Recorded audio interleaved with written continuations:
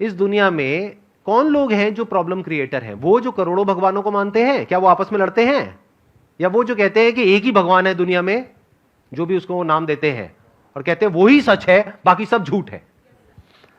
आराम से समझिए कि जो हिंदुइज्म है वहां पर करोड़ों भगवान क्यों हैं, उसका लॉजिक क्या है?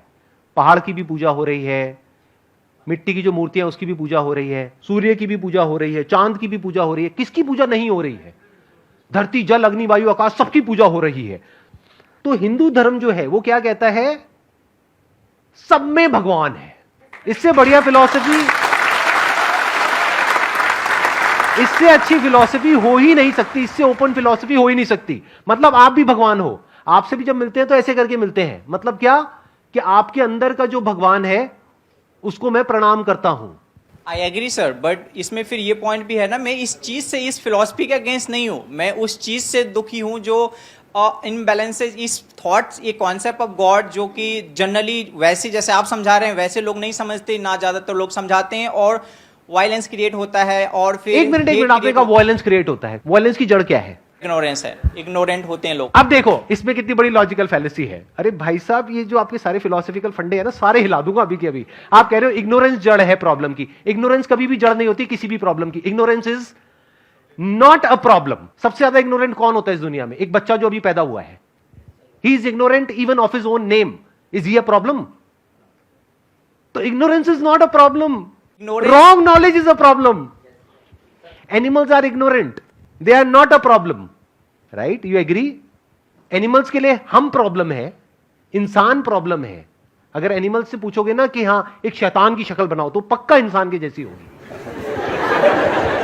और हम एनिमल्स की पूजा करते हैं। क्यों? क्योंकि एनिमल्स एक्चुअल में इग्नोरेंट है, भोले हैं, इनोसेंट है, बट ये जो थॉट है वो कनिंग है। तो थॉट ने क्या क्रिएट कर दिया? अलग अलग कॉन्सेप्ट्स क्रिएट कर दिए।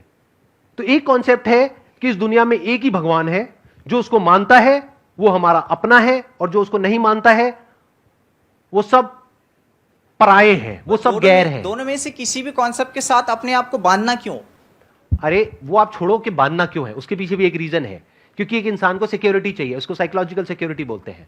कॉन्सेप्ट के साथ ये करना क्यों है, ये कभी क्वेश्चन नहीं पूछा जाता है फिलॉसफी में। क्यों नहीं पूछा जाता है? वहां पे ये पूछा जाता है कि क्या है। साइंस इज ऑल अबाउट क्या, नॉट अबाउट क्यों। कभी ये नहीं पूछते कि लॉ ऑफ ग्रेविटी क्यों है, लॉ ऑफ ग्रेविटी क्या है। तो अब ये देखो कि इस दुनिया में क्या है, ये नहीं कि क्यों है।